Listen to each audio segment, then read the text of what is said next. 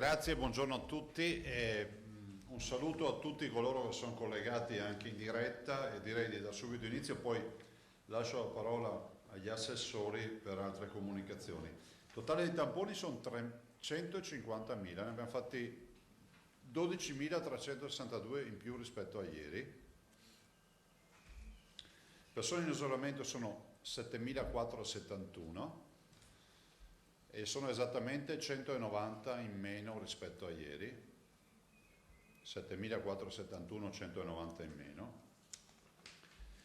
Numero di positivi 17.960, sono esattamente 135 in più rispetto a ieri. Ripeto, il tema dei positivi è un tema che in particolar modo in questo momento riguarda le case di riposo, quindi riguarda dei focolai, ma non è un dato rappresentativo di una popolazione da valutare statisticamente. Ricoverati 1126, ci stiamo avvicinando, se osservate, la soglia del migliaio, in ribasso, meno 30. Le terapie intensive restano invariate, comunque sono 114. I dimessi sono 2.607, sono 108 in più. Quindi i ricoverati calavano di 30 unità, i dimessi aumentano di 108, già questo è un dato che la dice con chiarezza rispetto alla direzione che abbiamo preso. I morti sono 1.141 e poi in totale fuori dagli ospedali sono 1.459. I nati 93. Vi do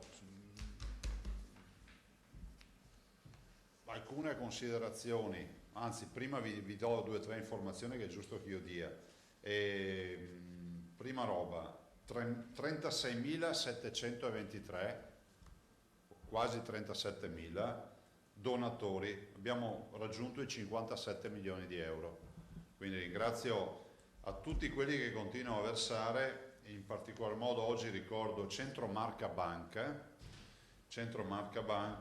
e quindi il sistema di banca del gruppo di credito cooperativo, ICREA fra l'altro se non ricordo male, quindi Centro Marca Banca che ha versato 261.000 euro e 261.200 euro, dei quali peraltro 50.000 euro dati direttamente alle ULSS.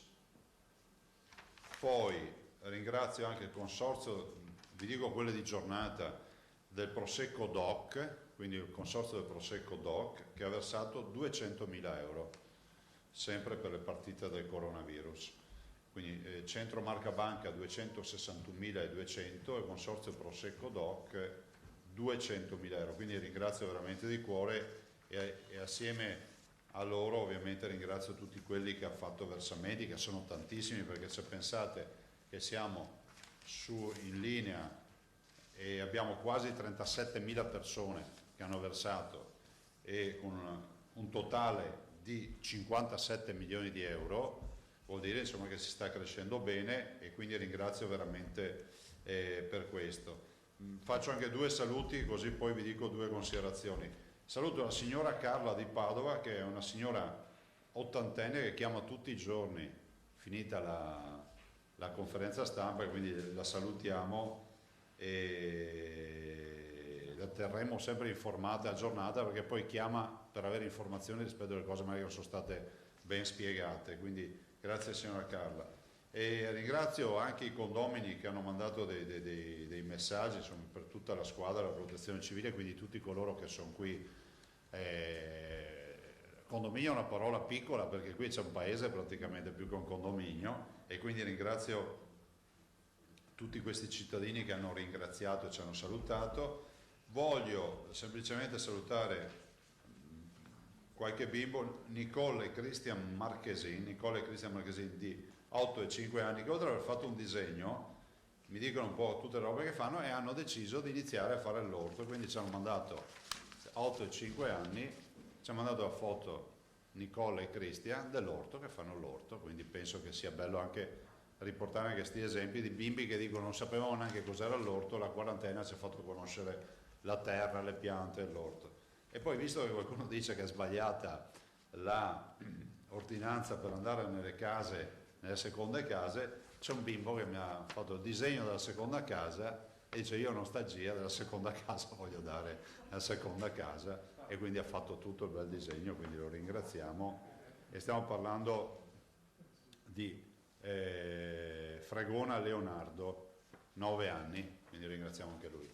Detto questo, 2 considerazioni e poi vi passo la parola. Noi abbiamo fatto videoconferenze praticamente tutta ieri, ne abbiamo anche oggi, poi io vado su perché alle 13 ne inizio una. Avremo il ministro Boccia, il ministro Micheli, in corso ce n'è una tecnica per il tema dei parametri da fissare rispetto ai controlli da fare dal punto di vista sanitario e epidemiologico con la fase 2, no? Dire quali sono i parametri che si fisseranno come elementi di controllo, e quindi i tecnici si stanno confrontando e portano avanti anche le nostre proposte. Voi sapete che noi abbiamo elaborato autonomamente delle proposte che vorremmo condividere. Rispetto ai dati, lunedì ci saranno circa 1.200.000 lavoratori che riprendono a lavorare nelle rispettive aziende, e dei 1,5 milioni di lavoratori che abbiamo, 1,2 milioni lunedì dovrebbe rientrare in pista. Resta il tema e il problema, lasciatemelo dire, di tutti quelli che restano chiusi. Stiamo parlando dei negozi che oggi non sono autorizzati, quelli che oggi non sono autorizzati, stiamo parlando di bar, ristoranti, centri sportivi, discoteche, tutto quello che vi viene in mente che non è autorizzato. Allora io penso che noi dobbiamo affrontare questa fase con estrema prudenza. Vedete che anche da Singapore iniziano ad arrivare dati sulle reinfezioni, 1 migliaio di nuovi contagiati al giorno o quant'altro. Lo dobbiamo guardare con prudenza e lucidità. I Veneti si sono dimostrati eccezionali. Pensate che si parla del modello dei Veneti in tutto il mondo, e penso che questo è un momento di orgoglio per noi veneti, no? E penso che questo è il lavoro che ha fatto la squadra veneta, cioè tutti i cittadini veneti, tutti i 5 milioni di veneti che si sono messi a lavorare in squadra, da chi ha fatto il lavoro eccezionale degli ospedali, quindi a coloro che erano in prima linea, a chi ha deciso, come i tanti ragazzi che si sono rinchiusi in casa per 2 mesi, perché questo è quello che è accaduto. Quindi penso che sia fondamentale che si rispettino le regole, che si sappia che inizierà questa fase di convivenza, che come vi ha detto ieri l'assessore Lanzarin, io lo voglio sottolineare, bisognerà che capiamo che non si tornerà velocissimamente come prima. Ne parlavo anche ieri sera con il ministro Speranza in videoconferenza, nell'ultima conferenza che ho fatto ieri sera, e con il presidente Brusaferro, Silvio Brusaferro, presidente dell'Istituto Superiore della Sanità, dicendo che è fondamentale anche comunicare correttamente ai cittadini il fatto che gli ospedali non potranno essere presi, fra virgolette, d'assalto come eravamo abituati, nel senso che gli ospedali avranno ovviamente delle procedure per entrarvi che saranno diverse da quelle di prima, lo dico ai cittadini, di evitare assembramenti. Ovviamente vi ha detto l'assessore Lanzarin ieri, incentiveremo, o meglio passeremo per molti aspetti alle prenotazioni, anche ad esempio per i prelievi del sangue. Noi eravamo abituati ad andare in ospedale, ci presentavamo lì alle 7 del mattino, alle 8 del mattino, sapevamo che per quel paio d'ore c'erano i prelievi e si andava. Bisognerà iniziare con le prenotazioni. E poi gli accessi a pronto soccorso, quindi la preghiera a tutti di capire che l'ospedale non è il luogo, fra virgolette, più indicato per pensare di essere in sicurezza rispetto al virus. È vero che in ospedale ci sono i disinfettanti, ci sono un sacco di attenzioni, però è pur vero che negli ospedali ci sono i malati di coronavirus, e quindi nonostante tutte le precauzioni l'invito che faccio ai cittadini di valutare fino in fondo, di, come si può dire, tentare tutte le strade alternative prima di rivolgersi in ospedale, no? Il medico di base che è presente, la farmacia per il tema del reperimento dei farmaci o quant'altro, ma dal punto di vista clinico insomma abbiamo una rete di medicine di base e quindi medicine generali che assolutamente ci aiuta a, diciamo, a scremare tutto quello che è questo tema. in generale restiamo convinti del fatto che... Cosa è successo? Sì, dal condominio si lamentano che non si sente bene l'audio, però aumentiamo. In generale direi che è fondamentale ricordare che noi restiamo sempre di un'opinione, la guardia non va abbassata, il virus c'è, è pur vero che altre comunità in giro per il mondo hanno dimostrato che si può attivare una fase di convivenza con il virus, che la si possa attivare assolutamente in sicurezza rispettando le regole, a iniziare dalla mascherina. Me ne sono portato una stamattina, no? Perché magari non tutti hanno quella della regione. Questa è una mascherina chirurgica, ripeto ormai all'infinito che la mascherina non è che tu la devi portare perché c'è scritto che se non la porti prendi una multa, e questo utilizzo che di solito si fa per essere mediamente, diciamo, a metà strada tra l'essere multato o no, non serve a nulla a portarla così la mascherina, e non serve a nulla neanche a portarla così la mascherina, ma sto parlando della sicurezza per la nostra salute. La mascherina va portata così. Questo è il modo corretto di portare la mascherina. Qualcuno si offenderà perché lo faccio vedere, però è pur vero che vedo ancora molte persone con la mascherina alla gola o con la mascherina che copre solo la bocca. Io trovo quasi assurdo che si debba fare una legge per imporre l'uso della mascherina. La mascherina salva la vita. La mascherina salva la vita. Mi piacerebbe un giorno portarvi, e ho in animo di farlo, di portarvi una persona che è uscita dalla terapia intensiva, un paziente magari che si è fatto 3 settimane dentro lì, e vi spiega quanto valga la pena di portare una mascherina. E questo forse è il sistema migliore per parlare delle mascherine. La preoccupazione quindi che portiamo avanti qual è? È quella che se mettessimo in sicurezza per bene i cittadini con, diciamo, quello che sono gli accorgimenti base, le mascherine, il gel igienizzante piuttosto che i guanti, il distanziamento sociale, potremmo tranquillamente, a mio avviso, a nostro avviso, affrontare un'apertura a 360 gradi. Ed è esattamente la proposta che fanno i governatori, diciamo, fatto salvo che ci vuole sempre un parere della comunità scientifica, però un nuovo approccio, no? Che non è quello di entrare dalla parrucchiera e cominciare a inventarsi tutte le modalità per la messa in sicurezza con il separé in plexiglass o altre minestre del genere. Direi che è fondamentale pensare che tutti hanno diritto di lavorare, che il nostro mondo non è un mondo di persone irresponsabili e che tutti noi ormai abbiamo coscienza, non siamo a 2 mesi fa che non sapevamo neanche che cos'era il virus. Oggi tutti i cittadini, dalla banalità di vedere una persona in mascherina che non fa più sorridere, ma si dice c'è il virus, giustamente abbiamo la mascherina, questo è l'approccio da portare avanti. Vi do solo un dato: il Giappone non ha adottato misure straordinarie, si circola ancora per strada tranquillamente, e sono misure che ovviamente sono state possibili, sono state adottate perché il Giappone culturalmente la mascherina la utilizza, e quindi incentivare ancora di più l'uso della mascherina in un paese che culturalmente negli accessori di abbigliamento ha anche la mascherina, va nella direzione di poter avere una vita quasi normale. Sul fronte, chiudo e poi passo alle domande, sul fronte della diagnostica stiamo lavorando ancora, a parte con i tamponi, vedete, insomma, penso che siamo ancora i primi per tamponi, per 350.000 è un bel numero.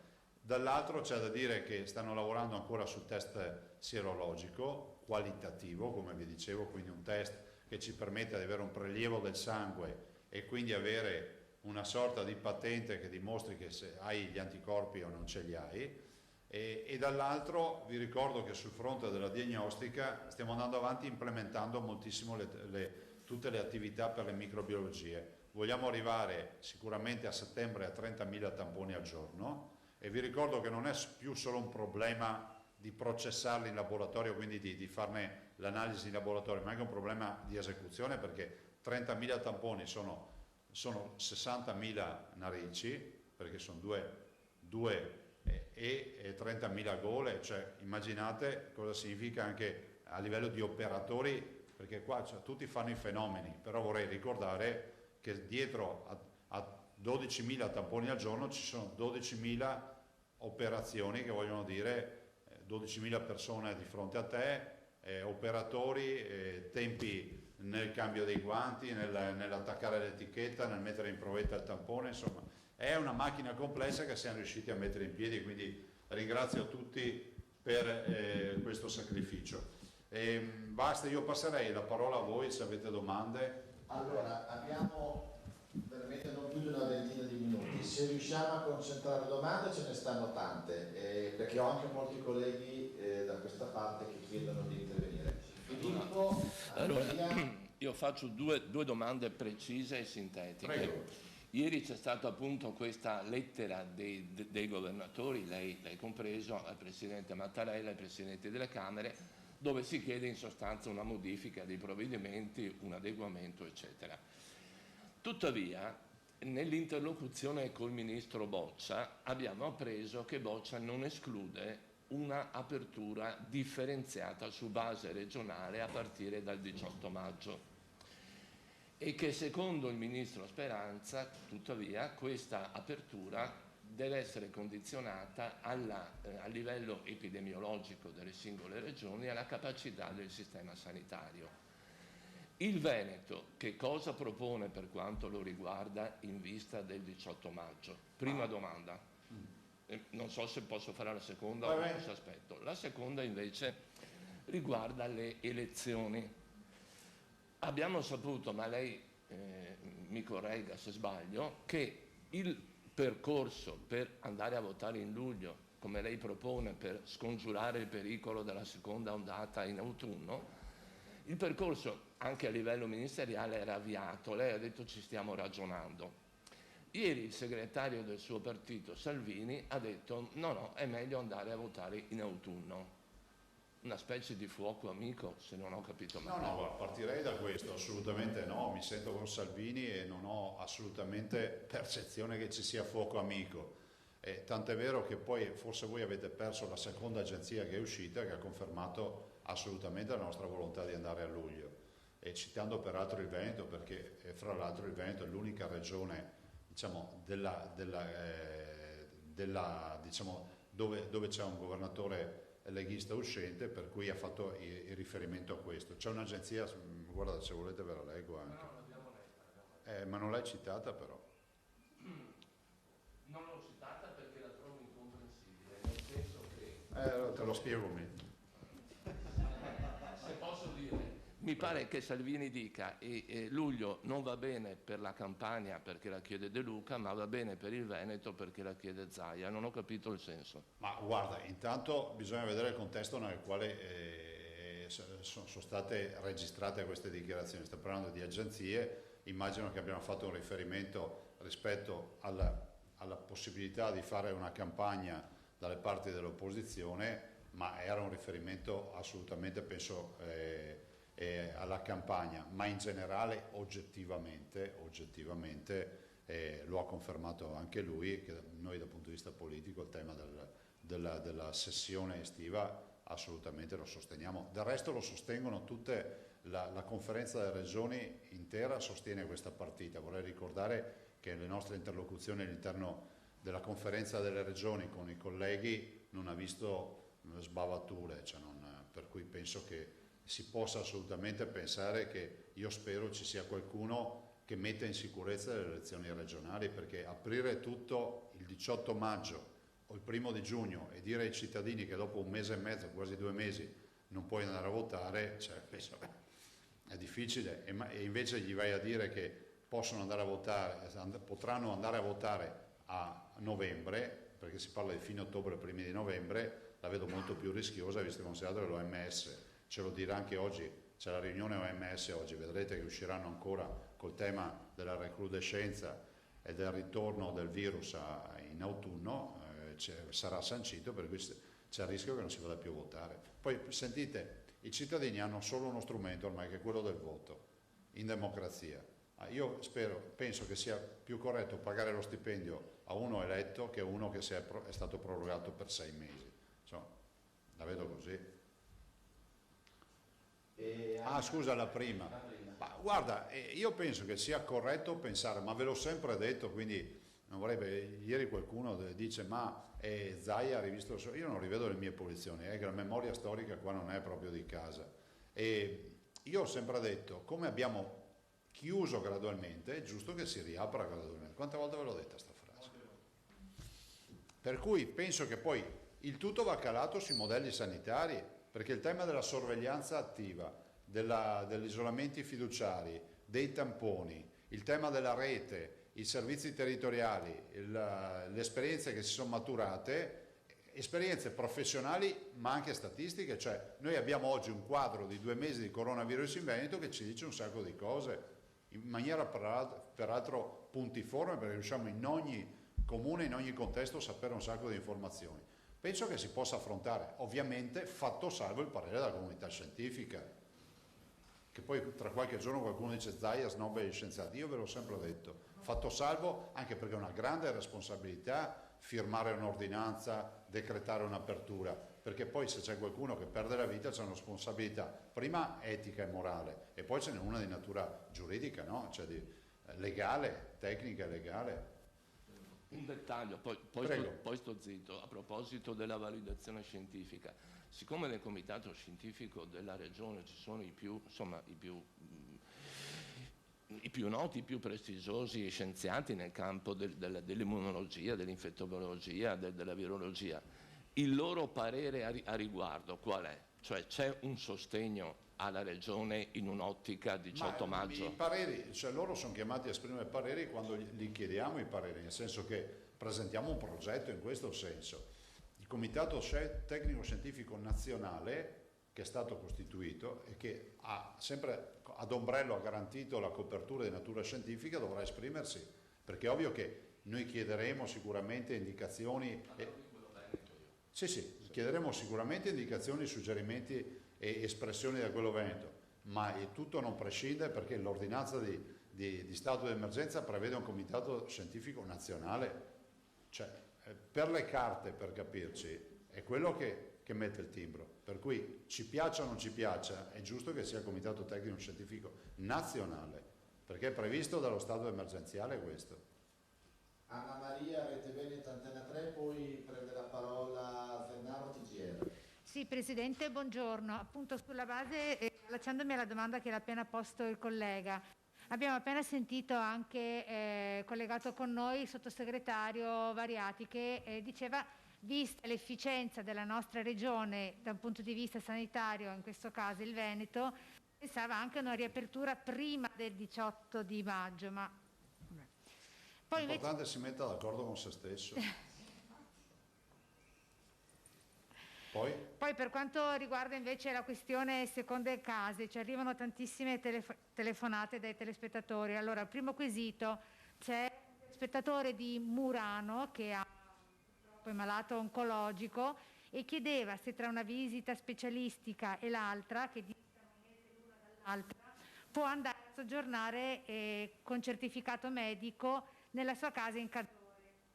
Ma guardate, questo potrebbe rientrare nella giusta causa, il motivo di salute, però deve avere un certificato medico.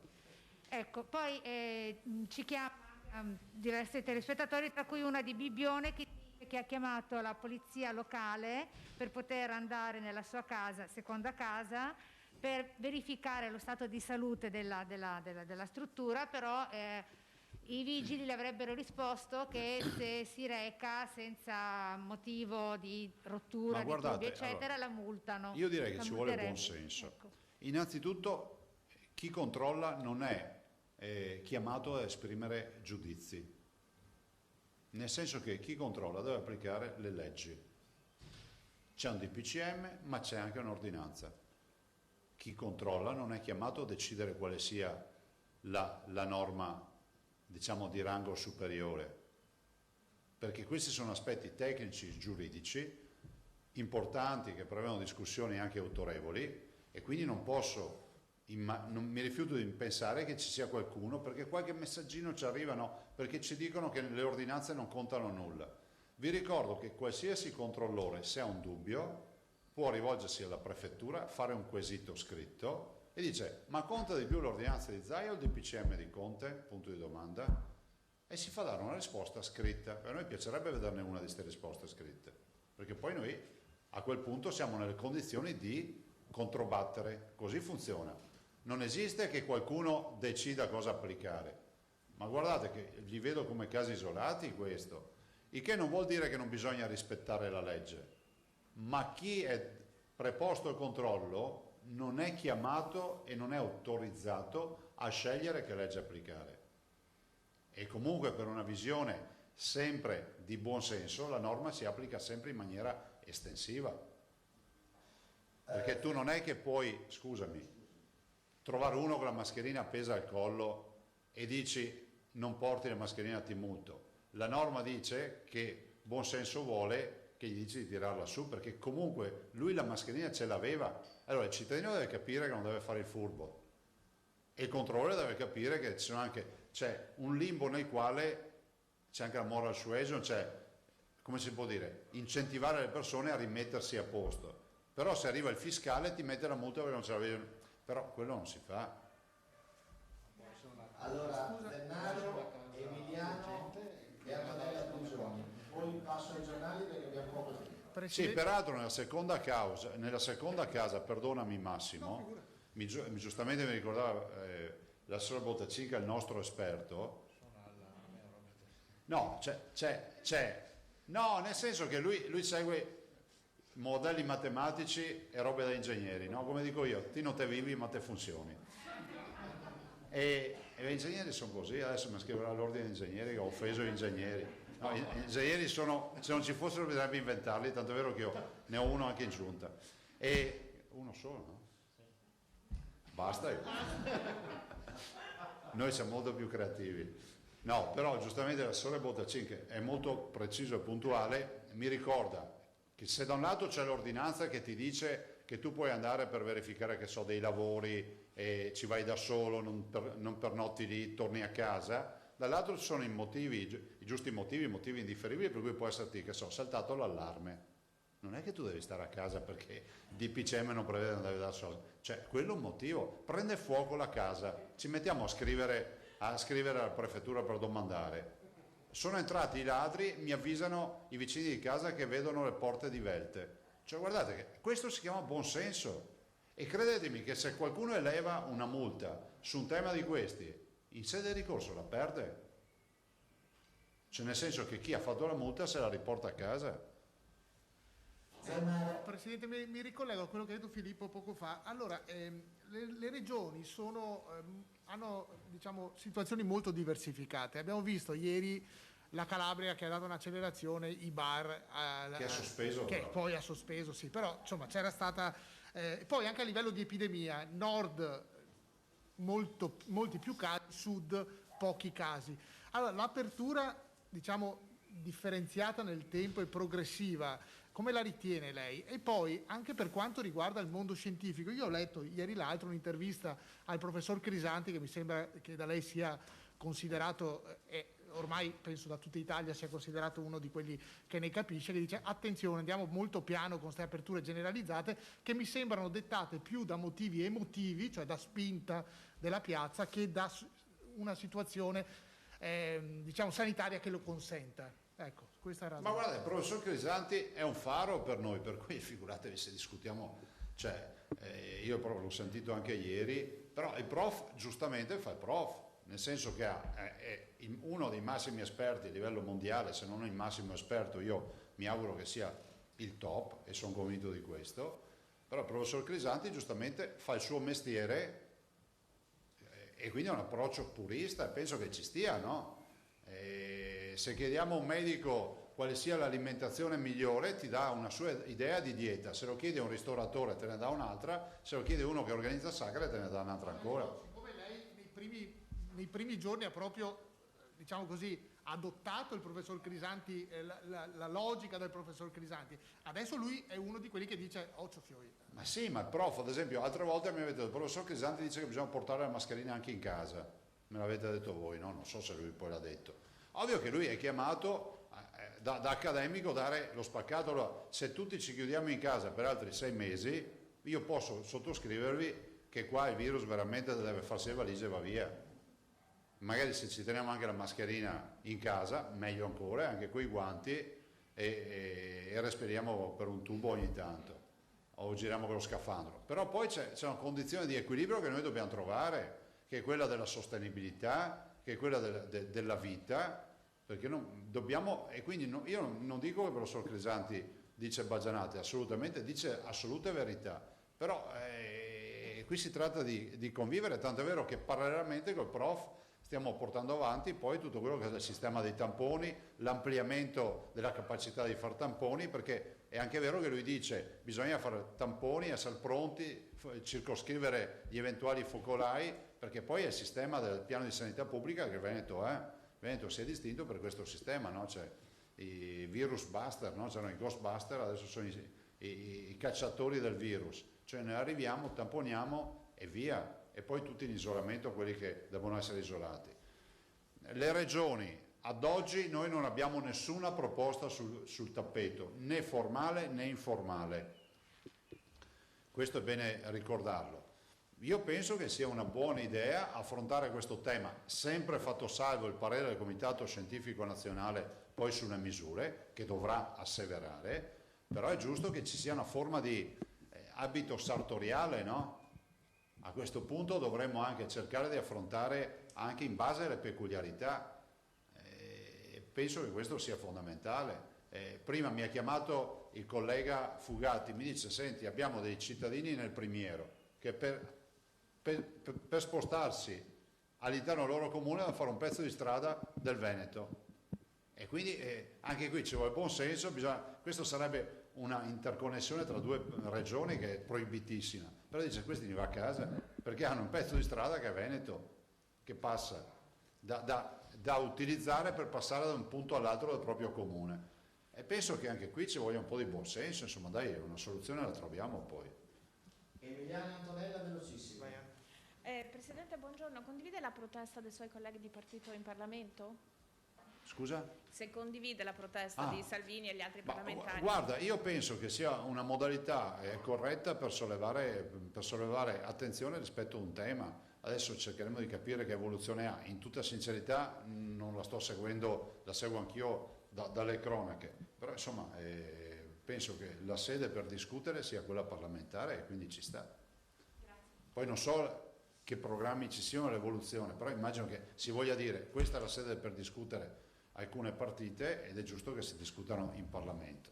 Buongiorno Presidente, ci è stato spiegato insomma il riavvio della sanità regionale, molti negli ingressi sanitari insomma per le varie operazioni, insomma gli interventi verranno, come ci è stato detto, sottoposti al tampone. Le chiedo, tutti questi tamponi si sommano ai 30.000 quotidiani che cercherete di processare? No, fanno parte del contingente. Ma guardate, noi mediamente considerate che abbiamo 12.000 a regime, 11-12.000 pazienti, abbiamo un tempo medio di stazionamento in ospedale, quindi l'ospedalizzazione media ipotizziamo 5 giorni, quindi vuol dire che dobbiamo fare 2.000 tamponi al giorno. E non c'è rischio che si congestioni? 1.700. Il sistema non c'è rischio che si congestioni? Ma ne abbiamo fatti 12.000 ieri. E prendiamo la giornata di ieri, ne togliete 1.700, fa 1.300, giusto, dei 12.000, fa 11.300. 11.300 sono dedicati al resto del mondo. Adesso tanti 11.300 tamponi, cioè dirlo è facile, ma farli. Ragazzi, Grazie Presidente. E dare spazio. Tanto è vero che io ho chiesto ai nostri della sanità proprio l'altro ieri mattina, ho chiesto che si attrezzino, perché quando arriveremo a 30.000, 40.000, io spero anche di più al giorno, bisogna che si attrezzino a depositarci la lista delle squadre con i nomi e cognomi di persone formate per avere ogni ULS un pelotoncino che va a far tamponi. Passiamo ai giornali, cominciamo con Alda Vanzan Gazzettino. Prima domanda, il Premier Conte ha detto che sono del tutto illegittime quelle ordinanze regionali più permissive rispetto alle decisioni del governo. Secondo lei rientrano in questo giudizio anche le ordinanze del Veneto? No, guardate, noi le abbiamo motivate, le abbiamo fatto nell'ambito del sostenibile. Vi faccio un esempio perché allora ci capiamo, perché a me non va questa idea che che il Veneto faccia roba per fare le prove muscolari dai responsabili. Intanto vi ricordo che la Regione Veneto fino a giovedì scorso, con l'adozione dell'ordinanza, ha applicato i DPCM sempre in maniera restrittiva. Questo lo sapete. chiusura di supermercati a domenica lo facciamo noi in maniera restrittiva, i 2 giorni alla settimana per cartolerie, librerie e negozi per bimbi, il DPCM prevedeva 7 giorni e via dicendo. Abbiamo adottato addirittura i 200 metri, vi ricordo, da casa, che non era previsto nel DPCM. Allora, tu non mi puoi dire che una persona si può muovere all'interno della regione per andare a incontrare giustamente i congiunti, che io spero che i congiunti siano anche i fidanzati, i fidanzatini, gli amici e le amiche, ecco, e mi dici che uno può uscire di casa con una giusta... Ieri il sottosegretario, il vice ministro della salute ha detto che i congiunti sono gli amici. A questo punto chiunque di noi col DPCM può uscire di casa e andare a trovare un amico, in giro per il Veneto vi ricordo, non nel territorio comunale, giusto? Noi abbiamo fatto un'ordinanza che diciamo uscite di casa, restate nel territorio comunale per sgranchirvi le gambe e fare un po' di attività motoria. Io non ci vedo tutta questa contraddizione. Così vale per le seconde case che sono in linea col tema del mero controllo e dell'azione del buon padre di famiglia. Per l'asporto è in linea. Posso uscire di casa per fare attività motoria, posso uscire di casa per andare al supermercato, in farmacia, in parafarmacia, in cartoleria, in libreria, a comprare i vestitini per il bimbo, posso andare al mercato, posso andare in edicola, posso andare in fioreria, posso andare al garden del vivaio, posso andare in consorzio agrario o nelle rivendite di mangimi per cani e gatti e così via. E in tutto questo giro non posso fare una telefonata e dire alla pizzeria guarda che te passo davanti e vorrei ritirare una pizza da asporto. Vorrei proprio discutere in tribunale sta roba qua per capire se abbiamo ragione oppure no. Quindi non si dica che non è in linea, dai, in linea sì. Seconda domanda, cosa pensa dell'algoritmo che deciderà nuove chiusure a livello regionale? No, noi stiamo lavorando, stamattina ne abbiamo parlato anche con gli assessori e con Bottecini in particolar modo rispetto al nuovo modello. Adesso ci stiamo intanto confrontando a livello nazionale tecnicamente perché le idee che ci sono a Roma rispetto alle aperture e alle chiusure sono molto, come si può dire, sono molto tecniche con scelte anche a volte complicate che rischiano di infilarsi dentro magari in qualche via di non ritorno, no? Perché quando metti troppi parametri rischi di uscire dall'alveo del buon senso e vai a finire in quello della matematica. La matematica è una scienza esatta, però bisogna saperla utilizzare. Per cui noi adesso stiamo cercando di trovare un accordo anche qui a livello nazionale in maniera tale che ci siano dei parametri leggibili. Per noi ricoverati e terapie intensive sarebbero più che sufficienti. Ultima domanda.